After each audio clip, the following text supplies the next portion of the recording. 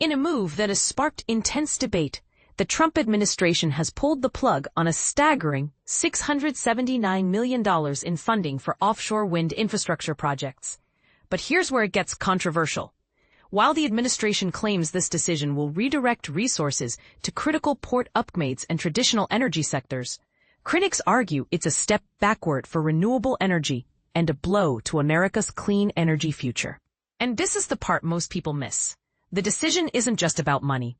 It's a symbolic shift in priorities that could reshape the nation's energy landscape for years to come. The U.S. Department of Transportation announced on Friday that it is withdrawing funds from 12 port and infrastructure projects designed to support offshore wind energy.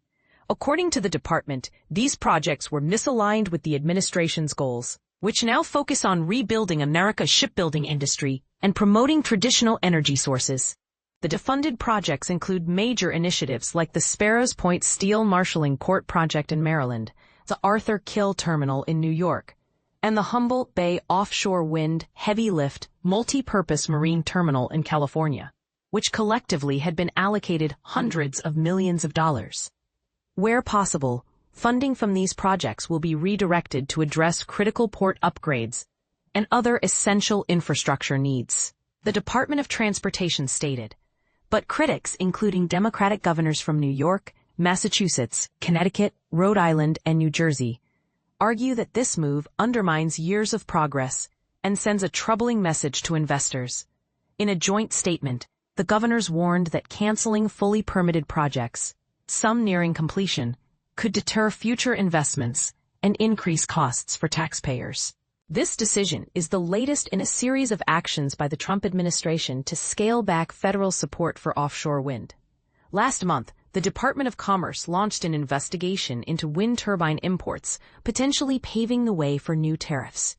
Additionally, the Department of the Interior rescinded all wind energy areas designated by the Biden administration for future leasing on the outer continental shelf.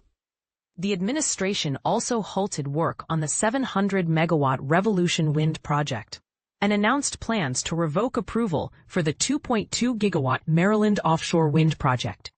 U.S. Transportation Secretary Sean Duffy defended the move, stating, "Wasteful wind projects are diverting resources that could revitalize America's maritime industry." He accused the Biden administration of prioritizing a Green New Scam agenda at the expense of traditional industries. But is this a fair assessment, or is it a short-sighted approach that ignores the long-term benefits of renewable energy? That's a question worth debating.